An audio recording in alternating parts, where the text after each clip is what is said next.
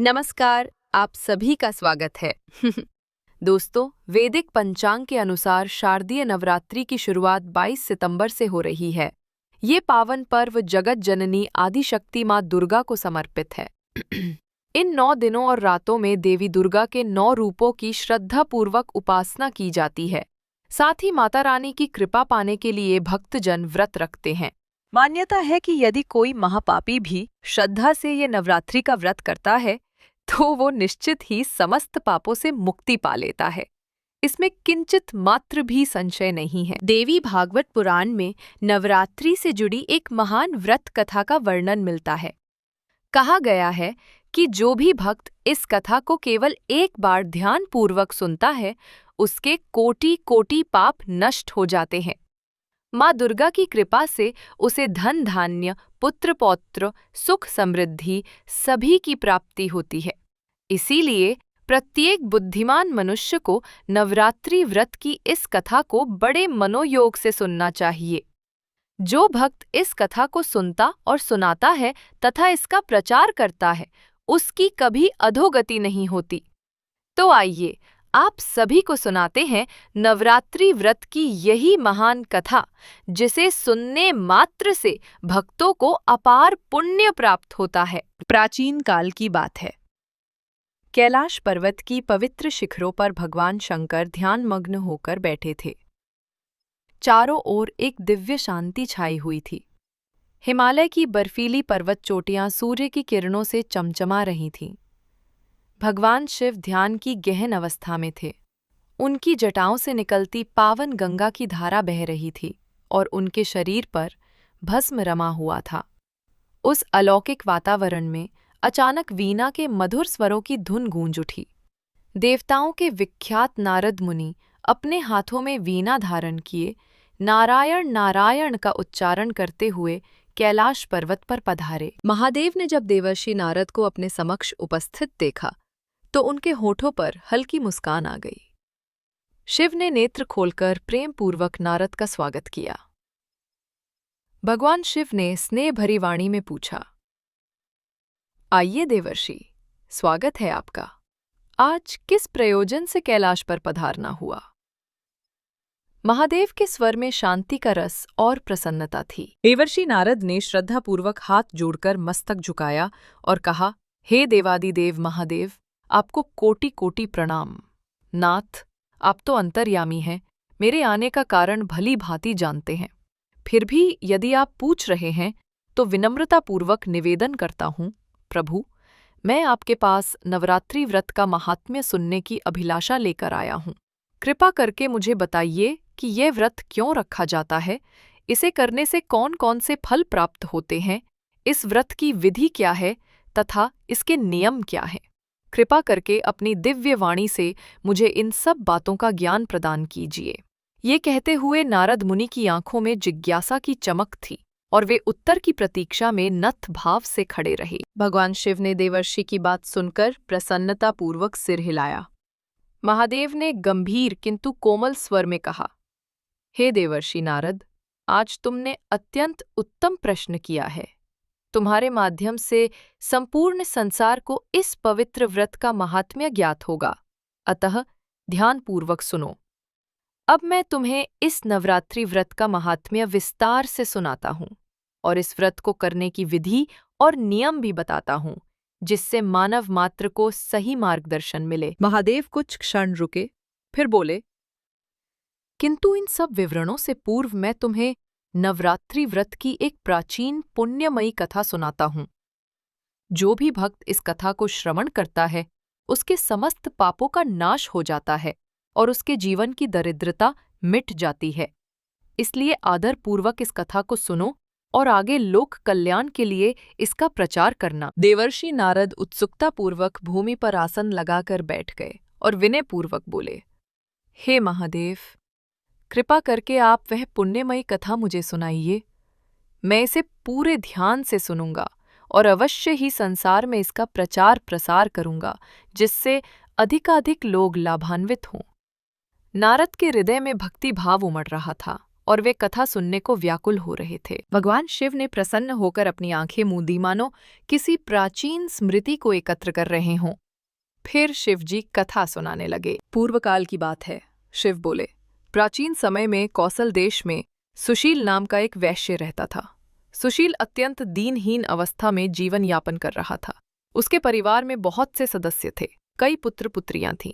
परिवार बड़ा था, किंतु आय का कोई साधन न था। वे सब अत्यंत दरिद्रता में दिन बिता रहे थे। सुशील के पास धन दौलत तो दूर, रोजमर्रा की रोटी का भी ठिकाना नहीं था। उसके बच्चे दिन भर भूखे रहते थे और सांझ ढलते ही रोने लगते थे कि उन्हें भोजन चाहिए। उनके पास करने के लिए भी कोई रोजगार या उद्योग नहीं था जिससे आमदनी हो सके। पूरा परिवार दिन भर भूखा रहता और केवल रात को ही थोड़ा सा अन्न मिल पाता था। इस प्रकार वह वैश्य स्वयं भूखा रहकर दूसरों के छोटे मोटे काम करके किसी तरह अपने परिवार का पालन पोषण कर रहा था। उस वैश्य का हृदय जितना विशाल था, उसकी हालत उतनी ही विकट थी। सुशील स्वभाव से अत्यंत निर्मल और सज्जन पुरुष था। वह धर्मपरायण, शांत, सदाचारी और सत्यवादी था। कभी क्रोध न करता, सदैव धैर्य बनाए रखता और अहंकार तो मानो उसे छू भी नहीं गया था।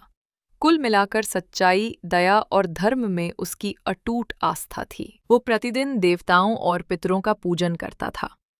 अपने द्वार पर आए हुए प्रत्येक अतिथि का अपनी क्षमता भर स्वागत सत्कार करता था और सभी को भोजन कराने के बाद जो कुछ भी बचता उसी से अपना गुजारा चला लेता था। कई बार तो स्वयं भूखा रहकर भी उसने भूखे अतिथि को भोजन कराया। इतने कठिन जीवन के बाद भी सुशील हर दिन प्रभु के नाम का एक दीप अवश्य जलाता और ईश्वर से प्रार्थना करना नहीं भूलता था। कहने का अर्थ ये कि विपन्नता के बीच भी उसके मन में सच्चाई और परोपकार की भावना बनी हुई थी। फिर भी दरिद्रता उसकी कठोर परीक्षा लिए जा रही थी। धीरे धीरे समय बीतता गया और सुशील की स्थिति जस की तस बनी रही। एक दिन ऐसा आया कि घर में अन्न का एक दाना भी शेष नहीं रहा। बच्चे दिन भर भूख से व्याकुल होकर बिलखते रहे। उनकी माता भी असहाय होकर उन्हें चुप कराने का प्रयत्न करती रही। सांझ होते होते सुशील का हृदय संताप से भर गया। नन्हे बच्चों को रोता देख उसका कलेजा फटा जा रहा था, किंतु वो बिल्कुल बेबस था। उस दिन निराशा में डूबकर सुशील ने भारी मन से निर्णय लिया कि वो अपने छोटे छोटे बिलखते बच्चों को कुछ समय के लिए घर से बाहर भेज देगा, क्योंकि वो उनके आंसुओं का दृश्य सहन नहीं कर पा रहा था। पुत्र पुत्रियों को भूख से तड़पते देखना उससे देखा नहीं जाता था। उसने दुखी मन से अपने रोते हुए बालकों से कहा, प्यारे बच्चों, मुझे क्षमा करो। मैं अभी तुम्हारे लिए अन्न का प्रबंध नहीं कर पा रहा हूँ। तुम लोग कुछ देर पड़ोस में या बाहर खेलाओ। उसने बच्चों को बहलाकर घर से बाहर भेज दिया ताकि उनके रोने से सबका मन और भारी ना हो। बच्चों के जाते ही सुशील द्वार पर ही धरती पर बैठकर फूट फूट कर रोने लगा। उसकी पत्नी भी आंखों में आंसू लिए चुपचाप कोने में खड़ी थी। घर में घोर अंधेरा और निराशा छाई हुई थी। सुशील ने व्याकुल हृदय से आकाश की ओर देखा और विनीत स्वर में प्रार्थना की, हे परमात्मा, मेरी ये कैसी परीक्षा है। मैं अपने बच्चों का ये दुख अब और नहीं देख पा रहा हूँ। कृपा करके कोई मार्ग दिखाइए। ऐसा कहकर वह हाथ जोड़कर बिलखता रहा। उसी समय संयोगवश एक वृद्ध विद्वान ब्राह्मण दूर भ्रमण करते करते उस गांव में आ निकला। सुशील के घर के द्वार पर पहुंचते ही उसे भीतर से किसी के रोने की आवाज सुनाई दी। कृपालु ब्राह्मण ने दया भाव से दरवाजे पर दस्तक दी। आहट सुनकर सुशील ने जल्दी से अपने आंसू पोंछे और दरवाजा खोला। सामने तेजस्वी मुखमंडल वाले एक ब्राह्मण को खड़ा देखकर वह चकित रह गया। पर अगले ही क्षण उसने अपने दुख भुलाकर अतिथि के स्वागत में अपने आप को लगा दिया। यद्यपि घर में अन्न का एक दाना भी ना था, फिर भी सुशील ने आदर से ब्राह्मण को भीतर आसन दिया। वह छलकती आंखों और कांपते हाथों से बोला, हे ब्राह्मण देव, मेरा सौभाग्य है कि आप जैसे पुण्यात्मा मेरे द्वार पधारे हैं। आज मेरा घर धन्य हो गया जो आप पधारे हैं। मैं क्षमा चाहता हूँ कि इस समय मैं आपका समुचित सत्कार करने में असमर्थ हूँ। तथापि अगर मेरी सेवा से आप प्रसन्न हों तो क्या मैं आपसे एक प्रश्न पूछ सकता हूँ? इतना कहकर सुशील निगाहें झुकाए उत्तर की प्रतीक्षा करने लगा। विप्रवर ने स्निग्ध स्वर में उत्तर दिया, हे महात्मा, संकोच मत करो। मैं तुम्हारी आतिथ्य भावना से बहुत प्रसन्न हूँ। यद्यपि तुम्हारे घर की अवस्था देख रहा हूँ, फिर भी तुमने जो आदर सत्कार किया वह प्रशंसनीय है। निःसंकोच होकर पूछो। तुम्हारे मन में जो शंका या जिज्ञासा है, उसे दूर करने का मैं भरसक प्रयास करूंगा। सुशील ने साहस बटोरकर विनीत स्वर में कहना शुरू किया, हे ब्राह्मण देवता, आप चारों ओर प्रसिद्ध हैं कि आप महान ज्ञानी एवं दयालु हैं। आपके दर्शन से ही मुझे आशा की किरण दिखाई देने लगी है। कृपा करके बताइए कि मेरी इस घोर दरिद्रता का नाश निश्चित रूप से कैसे हो सकता है। इस निर्धनता के कारण मैं अपने परिवार का भरण पोषण नहीं कर पा रहा हूँ। कहते कहते सुशील का गला भर आया और आंखें फिर छलछला उठीं, पर वह बोलता गया, हे ब्राह्मण देव, मुझे धन संपत्ति की कोई लालसा नहीं है, किंतु मैं आपसे कोई ऐसा उपाय जानना चाहता हूँ जिससे मैं अपने कुटुंब का पालन पोषण ठीक तरह से कर सकूं। मेरे पुत्र पुत्रियां भूख से पीड़ित होकर भोजन के लिए बिलखते हैं और मेरे घर में इतना भी अन्न नहीं रहता कि मैं उन्हें मुट्ठी भर अन्न दे सकूं। उनका दुख मुझसे देखा नहीं जाता। सुशील ने सुबकते हुए आगे कहा, आज विवश होकर मैंने अपने रोते हुए बच्चों को घर से बाहर भेज दिया है और वे न जाने कहाँ चले गए हैं। पिता होकर अपने ही बच्चों को दर दर भटकने के लिए मजबूर करना पड़ रहा है। मेरा हृदय इस शोक से जल रहा है। धन के अभाव में मैं क्या करूं? मेरी बड़ी बेटी विवाह योग्य हो गई है, किंतु उसके विवाह के लिए मेरे पास कुछ भी नहीं है। कन्यादान का शुभ समय निकला जा रहा है और मैं हाथ पर हाथ धरे बैठा हूं। ये कहते कहते सुशील फफक पड़ा।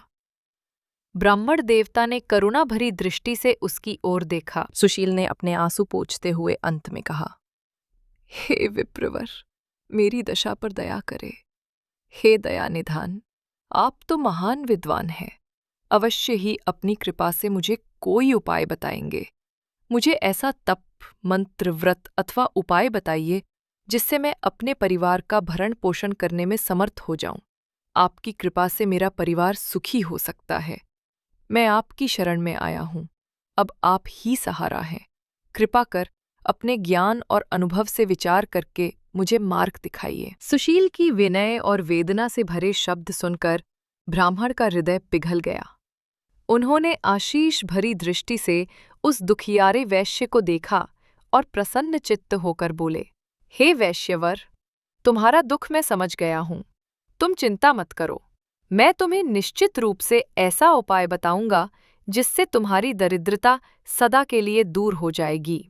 ब्राह्मण देवता का चेहरा अब तेज से दमक उठा था। ब्राह्मण ने उत्साहपूर्वक आगे बताया, तुम श्रद्धापूर्वक नवरात्रि व्रत का अनुष्ठान करो। आश्विन माह की शारदीय नवरात्रि में 9 दिनों तक माँ भगवती आदिशक्ति दुर्गा की उपासना और उपवास करने से सभी कार्य सिद्ध होते हैं। तुम पूरे नियम और विश्वास के साथ देवी दुर्गा की पूजा करना। प्रतिदिन पवित्र घी का दीप जलाकर माँ की आरती उतारना, यथाशक्ति हवन पूजन करना और देवी के पवित्र मंत्रों का जप करना। देखना, तुम्हारे सारे कष्ट दूर हो जाएंगे, तुम्हारी दरिद्रता नष्ट हो जाएगी और तुम पर भगवती की कृपा बरसेगी। ब्राह्मण ने आगे समझाते हुए कहा, हे वैश्य, इस पृथ्वी लोक पर नवरात्रि नामक इस पवित्र तथा सुखदायक व्रत से बढ़कर अन्य कोई व्रत नहीं है। ये व्रत सदा ज्ञान और मोक्ष देने वाला है, सुख तथा संतति की वृद्धि करने वाला है तथा शत्रुओं का पूर्ण रूप से विनाश करने वाला है। नवरात्रि के व्रत के प्रभाव से बड़े बड़े संकट टल जाते हैं और भगवती दुर्गा अपने भक्तों पर असीम कृपा बरसाती हैं। प्रभु श्री रामचंद्र ने भी इस व्रत की महिमा से महान लाभ पाया था। वनवास के दौरान माता सीता के वियोग में जब श्री राम अत्यंत दुखी और चिंतित थे, तब नारद जी के परामर्श से उन्होंने किष्किंधा पर्वत पर इस नवरात्रि व्रत का अनुष्ठान किया। भगवती की उपासना के प्रताप से ही श्रीराम को अद्भुत शक्ति और मार्गदर्शन प्राप्त हुआ। इसी व्रत के प्रभाव से उन्होंने महासागर पर सेतु का निर्माण किया और रावण व उसके समस्त परिजनों का संहार करके माता सीता को पुनः प्राप्त किया।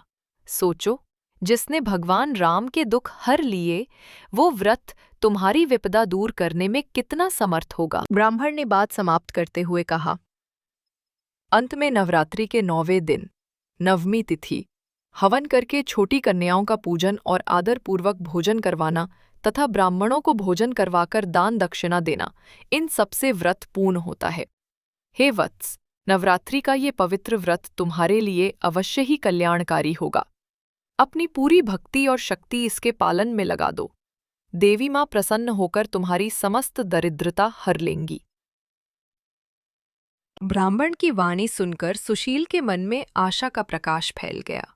उसने श्रद्धा से उस ज्ञानी अतिथि के चरणों में दंडवत प्रणाम किया और कृतज्ञ स्वर में बोला, हे गुरुवर, आपने मुझे अज्ञानता के अंधेरे से निकालकर जो मार्ग बताया, उसके लिए मैं जीवन भर आपका ऋणी रहूंगा। आज से आप ही मेरे गुरु हैं। कृपा करके मुझे माँ भगवती के मंत्र की दीक्षा प्रदान करें, ताकि मैं शुद्ध हृदय से उपवास और जाप आरंभ कर सकूं। ब्राह्मण ने प्रसन्न होकर सुशील को दीक्षा दी। उन्होंने देवी दुर्गा का शक्ति मंत्र उसके कान में धीमे से उच्चारित किया और फिर उसके सिर पर हाथ रखकर आशीर्वाद दिया। सुशील भाव विभोर होकर गुरु के चरणों से लिपट गया। उस ब्राह्मण अतिथि ने अगली सुबह विदा लेते समय सुशील को ढाढ़स बंधाया। विश्वास रखना पुत्र, माँ दुर्गा सब ठीक करेंगी। मेरा आशीर्वाद तुम्हारे साथ है। सुशील की आंखों से कृतज्ञता के आंसू टपक पड़े। उसने स्वयं को भाग्यशाली माना कि स्वयं माँ दुर्गा ने ही किसी रूप में उसके द्वार आकर उसे राह दिखा दी। उस दिन से सुशील ने नवरात्रि के व्रत का संकल्प ले लिया। उसके जीवन में जैसे नया सवेरा हुआ।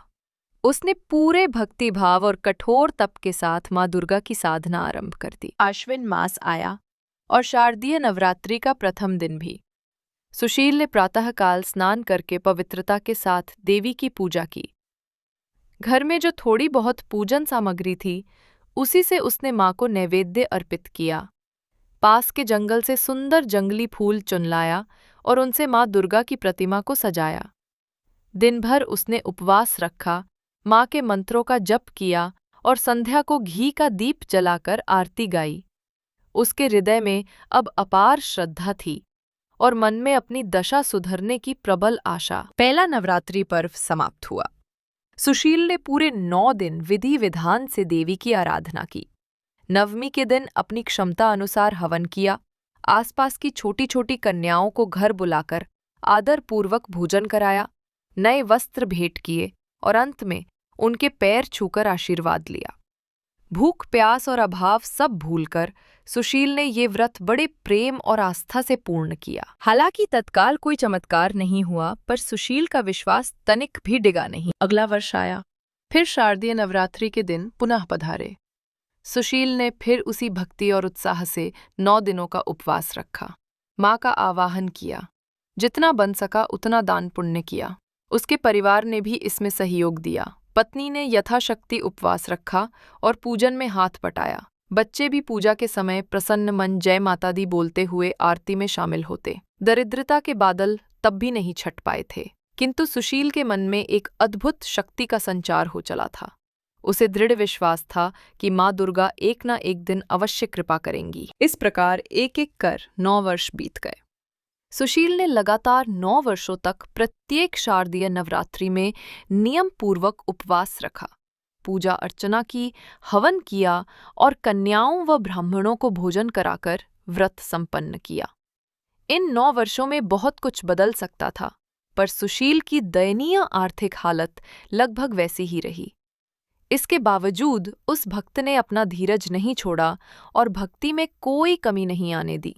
उसके निरंतर परिश्रम और श्रद्धा को देखकर आसपास के लोगों को भी आश्चर्य होता कि इतना निर्धन व्यक्ति इतनी लगन से हर वर्ष माँ दुर्गा का इतना बड़ा अनुष्ठान कैसे करता है। कुछ नासमझ लोग उसका उपहास भी करने लगे। वे ताने मारते, क्यों भई, व्रत उपवास करके कौन सा खजाना मिल गया? लेकिन सुशील न उनकी बातों पर ध्यान देता, न अपने मन में कोई शंका आने देता। उसे माँ की अनंत शक्तियों पर अटल विश्वास था। आखिरकार 9वां वर्ष भी आ पहुंचा। उस साल भी शारदीय नवरात्रि के दौरान सुशील पहले से भी अधिक निष्ठा और भक्ति से देवी का स्मरण कर रहा था। उसे मन ही मन आभास होने लगा था कि 9 वर्षों की तपस्या के पूर्ण होते ही इस वर्ष उसकी मनोकामना अवश्य पूर्ण होगी। उसकी आंखों में एक अलग ही चमक थी और मन पूरी तरह माँ के चरणों में समर्पित था। नवरात्रि की अष्टमी तिथि की आधी रात का समय था। सुशील अपने छोटे से पूजा कक्ष में देवी दुर्गा की प्रतिमा के सामने आसन लगाकर ध्यानमग्न बैठा था। चारों ओर सन्नाटा था। परिवार के सदस्य गहरी नींद में थे। घर की दीवारों पर टिमटिमाते तेल के दीपकों की मृदु रोशनी नृत्य कर रही थी। सुशील माँ दुर्गा के मंत्रों का जाप करते करते लगभग समाधि की अवस्था में पहुंच चुका था। उसका हृदय माँ के प्रेम से ओत-प्रोत था और रोम रोम से एक ही प्रार्थना निकल रही थी, हे माँ भगवती, मुझ दीन पर अपनी कृपा करो। मैंने शरण ली है तुम्हारी। अचानक वातावरण में एक सुखद सुगंध फैलने लगी।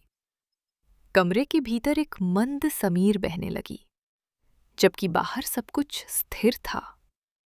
सुशील ने चकित होकर आंखें खोली तो देखा कि माँ दुर्गा की प्रतिमा तेजस्वी प्रकाश से चमक उठी है।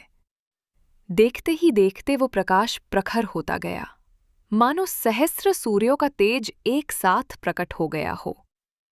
आश्चर्य से घबराकर सुशील ने अपने नेत्र हाथों से ढंक लिए। अगले ही पल उसे एक मधुर आवाज सुनाई दी, हे पुत्र। सुशील ने हाथ आंखों पर से हटाए तो हैरान रह गया। उसके मुख से बरबस माँ निकल पड़ा। सामने स्वयं साक्षात महेश्वरी माँ दुर्गा प्रकट थीं। देवी का दिव्य स्वरूप अनुपम तेज से देदीप्यमान था। उनके मुखमंडल पर एक स्निग्ध करुणामयी मुस्कान थी। माता रानी के रूप का पूर्ण वर्णन करना तो असंभव है, पर सुशील ने देखा कि देवी दिव्य आभूषणों से विभूषित थीं। उनके एक हाथ में त्रिशूल और दूसरे हाथ में वरद मुद्रा थी, मानो अपने भक्त को अभय वर प्रदान कर रही हों। देवी के पीछे उनका वाहन सिंह भी प्रकट हुआ, जो गर्जना कर रहा था, पर माँ के सान्निध्य में वो भी शांत और वश में था। चारों ओर उस अलौकिक आभा से स्वर्णिम प्रकाश फैल रहा था। माँ दुर्गा सुशील के सामने प्रकट होकर खड़ी थीं। उनके चरण कमल आशीर्वाद हेतु आगे बढ़े हुए थे। ऐसा अद्भुत दिव्य दर्शन पाकर सुशील का रोम रोम पुलकित हो उठा। वो घबराकर एक पल को आंखें मूंद गया और फिर भाव विह्वल होकर माँ के उस रूप को निहारने लगा। उसका अंग अंग कांपने लगा, आंखों से अश्रुधारा बह निकली। आनंद और भक्ति से विह्वल होकर वो तुरंत भूमि पर दंडवत प्रणाम की मुद्रा में लेट गया। उसके मुख से शब्द नहीं निकल पा रहे थे। वो समझ ही नहीं पा रहा था कि ये स्वप्न है या वास्तविकता। इतने वर्षों की तपस्या आखिर रंग लाई। स्वयं आदिशक्ति माँ उसे दर्शन देने पधारी हैं। ये सोचते ही उसका हृदय श्रद्धा से भर गया। माँ दुर्गा ने सुशील को अपने सामने इस प्रकार विह्वल पड़े देखा तो स्नेहपूर्वक अपना हाथ आशीर्वाद देने को उठाया और कोमल वाणी में कहा, उठो मेरे पुत्र। माँ का स्वर अति मधुर था, जिसमें करुणा और वात्सल्य छलक रहा था। सुशील ने आंखें पोंछते हुए हाथ जोड़ लिए और कांपते शरीर से खड़ा होने का प्रयत्न किया। देवी ने प्रेम से उसे पुनः आसन पर बैठ जाने का संकेत किया। स्तब्ध सुशील ने सिर झुकाए हुए स्वयं को संभाला और हाथ जोड़कर बैठ गया। कुछ क्षण बाद गला भरते हुए उसने बोलना आरंभ किया। सुशील ने अश्रुधार बहाते हुए कहा, हे माता, आपके दिव्य दर्शन से ही मेरा जीवन धन्य हो गया। ये आपका महान अनुग्रह है, जो आपने मुझ जैसे तुच्छ भक्त पर इतनी कृपा की। त्रिलोक सुंदरी माँ, आप तो सर्वशक्तिमान हैं, समस्त संसार की जननी हैं। मुझे स्वप्न में भी आशा न थी कि आपके दर्शन प्राप्त होंगे। आज मैं सचमुच कृतार्थ हो गया माँ। सुशील ने रोते हुए आगे कहा, हे माँ जगदम्बे, आपके दर्शन अत्यंत दुर्लभ है। आपने मुझे दर्शन देकर जो उपकार किया है, उसके लिए मेरे पास शब्द नहीं है। अब मेरे मन में कोई इच्छा शेष नहीं रही। आपके दर्शन से ही मेरे सारे दुख मिट गए हैं। बस मुझ पर इतनी कृपा कीजिए माँ कि मेरे बच्चे भूख से व्याकुल होकर कभी न बिलखें। उन्हें पर्याप्त अन्न का आश्रय मिल जाए, जिससे उन्हें नित्य भूखा न सोना पड़े। आपके आशीर्वाद से मेरा परिवार सदैव आपकी भक्ति में रत रहे। मुझे और कुछ नहीं चाहिए। सुशील की निस्पृह भक्ति और विनम्र याचना सुनकर देवी दुर्गा के मुख पर प्रसन्नता की ज्योति चमक उठी। माँ दुर्गा ने वात्सल्य भरे स्वर में कहा, हे पुत्र सुशील, तुम्हारी निष्काम भक्ति ने मुझे अत्यंत प्रसन्न किया है। इतने वर्षों तक कठिन परिस्थितियों में भी तुमने अटल श्रद्धा रखकर मेरी आराधना की है। इसके फलस्वरूप आज मैं स्वयं तुम्हें वरदान देने आई हूँ। तुम निःसंकोच जो भी वर चाहो मांग सकते हो, मैं तुम्हें वही प्रदान करूंगी। कुछ क्षण के लिए सुशील कुछ बोल ही न सका। फिर कांपते हुए स्वर में उसने उत्तर दिया, हे माँ, मैंने तो अपना तन मन पहले ही आपको अर्पण कर दिया है। आपके दर्शन से बढ़कर और कोई वरदान नहीं हो सकता। यदि आप मुझ पर अति कृपालु हैं, तो बस इतना आशीष दीजिए कि मेरे परिवार को दरिद्रता से मुक्ति मिल जाए, मेरे बच्चे भूख से व्याकुल ना हों और मेरे परिवार पर आपका आशीर्वाद सदा बना रहे। देवी दुर्गा ने हाथ उठाकर आशीर्वाद दिया और मधुर मुस्कान के साथ बोली, तथास्तु। तुम्हारी सच्ची भक्ति से मैं अति प्रसन्न हूँ। अब तुम्हारे समस्त दुखों का निवारण होगा। तुम्हारा घर धन धान्य से परिपूर्ण हो जाएगा और तुम्हारे परिवार की सारी समस्याएं पल भर में दूर हो जाएंगी। तुम्हारे पुत्र पुत्रियों को उज्ज्वल भविष्य प्राप्त होगा और जो बेटी विवाह योग्य है, उसका शीघ्र ही सुयोग्य वर के साथ विवाह भी संपन्न होगा। तुम्हारे वंश में सुख समृद्धि सदा बनी रहेगी। मेरे आशीर्वाद से तुम्हारी पीढ़ियां संपन्न व प्रसन्न रहेंगी और तुम सदैव भक्तिपूर्वक मेरा नाम जपते रहोगे। तुम्हारे परिवार पर मेरी कृपा सदैव बनी रहेगी। सुशील हाथ जोड़े अपलक माँ के चेहरे को निहारता रहा। उसे विश्वास ही नहीं हो रहा था कि स्वयं जगदम्बा उसके सामने खड़ी होकर उसे ऐसी शुभाशीष दे रही हैं। उसका हृदय आनंद से भर गया। उसने बार बार जय माँ दुर्गे, जय जगदम्बे का उद्गार करते हुए माता के चरणों में प्रणाम किया। देवी दुर्गा ने अंतिम बार स्नेहपूर्वक सुशील पर दृष्टि डाली और फिर अंतर्धान हो गई। उसी क्षण वह अद्भुत तेज भी लुप्त हो गया। कुछ पल तक सुशील स्तब्ध सा वहीं बैठा रहा। जब उसने इधर उधर दृष्टि दौड़ाई तो दृश्य पूरी तरह बदल चुका था। सुशील की जर्जर मिट्टी की कुटिया अब प्रकाश से जगमगा रही थी। घर में चारों ओर एक दिव्य आलोक व्याप्त हो गया था। सुशील ने आंगन में झांककर देखा तो पाया कि उसकी पुरानी टूटी झोंपड़ी की जगह एक भव्य भवन खड़ा है, जो किसी महल से कम नहीं था। सुशील को अपनी आंखों पर यकीन नहीं हुआ। जहां पहले अंधेरा और तंगी थी, वहां अब कोने कोने में रोशनी और संपन्नता थी। शोर सुनकर उसकी पत्नी और बच्चे भी जाग गए। वे भी ये अलौकिक परिवर्तन देखकर आश्चर्य में पड़ गए। सुशील की पत्नी भागकर रसोई घर की ओर गई। रसोई अन्न भंडारों से भरी पड़ी थी। अनाज के बड़े बड़े मिट्टी के घड़ों में गेहूं चावल लबालब थे। घी, दूध, शक्कर, फल आदि सब कुछ प्रचुर मात्रा में उपलब्ध था। परिवार के सभी सदस्य एक दूसरे की ओर अविश्वसनीय दृष्टि से देख रहे थे और भगवान का नाम लेकर आंसू बहा रहे थे। सुशील ने प्रसन्न मन से माँ दुर्गा को याद किया और उनका धन्यवाद किया। सबने मिलकर फिर से देवी दुर्गा की प्रतिमा के आगे घी के दीप जलाए, भोग लगाया और हाथ जोड़कर माता रानी को कोटि कोटि धन्यवाद दिया। देखते ही देखते सुशील के छोटे से घर की काया पलट हो चुकी थी। घर के आंगन में स्वर्ण, चांदी और मणि माणिक्यों का भंडार इकट्ठा हो गया। सुशील का परिवार, जो पिछले कई वर्षों से भूख और अभाव का सामना कर रहा था, आज तृप्त और आनंदित था। अब उनके पास न केवल अपने परिवार के भरण पोषण के लिए पर्याप्त साधन थे, बल्कि वे दूसरों की सहायता करने में भी सक्षम हो गए थे। माँ दुर्गा की कृपा से सुशील रातों रात धनी हो गया, पर उसका हृदय पूर्ववत विनम्रता और भक्तिभाव से भरा हुआ था। समय बीता और सुशील वैश्य की पुत्री का विवाह एक सम्मानित परिवार में बड़े धूमधाम से संपन्न हुआ। सुशील ने राजाओं जैसी उदारता के साथ अपनी बेटी का कन्यादान किया।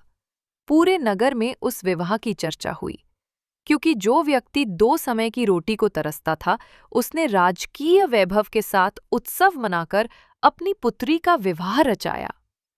सुशील के हृदय में कृतज्ञता के आंसू बार बार उमड़ आते और वो मन ही मन माँ दुर्गा को प्रणाम करता रहता। इस प्रकार सुशील वैश्य का जीवन माँ दुर्गा की अपार कृपा से पूर्णतः बदल गया। उसने जीवन भर अपनी भक्ति और श्रद्धा को संजो कर रखा और प्रतिवर्ष नवरात्रि का पर्व बड़े धूमधाम से मनाकर माँ दुर्गा के प्रति आभार व्यक्त करता रहा। उसके परिवार के सभी सदस्यों ने भी आदि शक्ति के चरणों में अटूट श्रद्धा और समर्पण बनाए रखा। सुशील जरूरतमंदों की सहायता करता, दान पुण्य करता और हर अवसर पर देवी माँ को स्मरण करता। उसके घर में सुख, शांति और समृद्धि स्थायी रूप से निवास करने लगी। माँ दुर्गा के आशीर्वाद से सुशील का कुल तर गया और वे सभी हंसी खुशी जीवन व्यतीत करने लगे। भगवान शिव ने कथा समाप्त करते हुए देवर्षि नारद की ओर दृष्टि डाली। नारद मुनि उस अद्भुत कथा को सुनकर आनंद विभोर थे। उनकी आंखों से भक्ति के आंसू छलक आए थे और हृदय माता रानी की महिमा से भर उठा था। कुछ देर मौन छाया रहा। फिर भगवान शंकर बोले, हे देवर्षि, इस प्रकार मैंने तुम्हें नवरात्रि व्रत की महान महिमा से युक्त कथा सुनाई है। इस कथा को श्रवण मात्र से ही भक्तों का नवरात्रि व्रत सफल हो जाता है। महादेव आगे समझाने लगे, जो श्रद्धालु पूरे नवरात्र भर उपवास करने में असमर्थ हों, वे भक्ति भाव से अंतिम 3 दिन अर्थात सप्तमी, अष्टमी और नवमी तिथियों में उपवास रखकर देवी की पूजा करें, तब भी उन्हें वांछित फल प्राप्त होगा। इन 3 रात्रियों में श्रद्धापूर्वक माँ दुर्गा की पूजा अर्चना, हवन, कन्या पूजन तथा ब्राह्मण भोजन करने से व्रत पूर्ण हो जाएगा और साधक को संपूर्ण फल मिलेगा। देवी माँ अपने भक्तों पर शीघ्र प्रसन्न होती हैं और उनकी सब मनोकामनाएं पूर्ण करती हैं। महादेव के स्वर में भक्ति की गहराई थी। वे आगे बोले, हे नारद, इस पृथ्वीलोक में जितने भी प्रकार के व्रत एवं दान हैं, उन सब में नवरात्रि का व्रत सर्वोत्तम है। कोई अन्य तप या व्रत इसकी समता नहीं कर सकता। यह व्रत सदा भक्तों को धन धान्य प्रदान करने वाला, सुख तथा संतति बढ़ाने वाला, आयु और आरोग्य देने वाला है, यहाँ तक कि अंत में स्वर्ग और मोक्ष प्रदान करने वाला भी है। जो भी मनुष्य विद्या, धन अथवा पुत्र की कामना रखता हो, उसे इस सौभाग्यदायक एवं कल्याणकारी नवरात्रि व्रत का विधिपूर्वक अनुष्ठान अवश्य करना चाहिए। इस व्रत का अनुष्ठान करने से विद्या प्राप्ति की इच्छा रखने वाला व्यक्ति समस्त विद्या प्राप्त कर लेता है और अपना राज्य खो चुका राजा भी फिर से राजपद प्राप्त कर सकता है।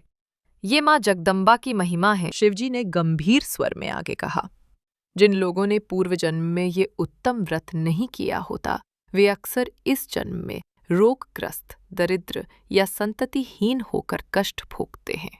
जो स्त्री बांझ है, समय से पहले विधवा हो गई है या जीवन में दरिद्रता झेल रही है, उसके विषय में भी ये माना जाता है कि उसने पूर्व जन्म में नवरात्रि का व्रत नहीं किया था।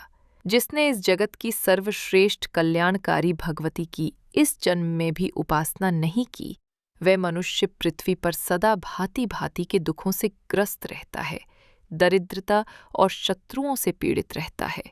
अतः हे नारद, प्रत्येक बुद्धिमान पुरुष एवं स्त्री को चाहिए कि श्रद्धापूर्वक आदिशक्ति माँ दुर्गा की आराधना करे, नवरात्रि व्रत करे और माँ की कृपा पाकर अपने जीवन को धन्य बनाए। भगवान शिव ने अपनी वाणी को विराम दिया।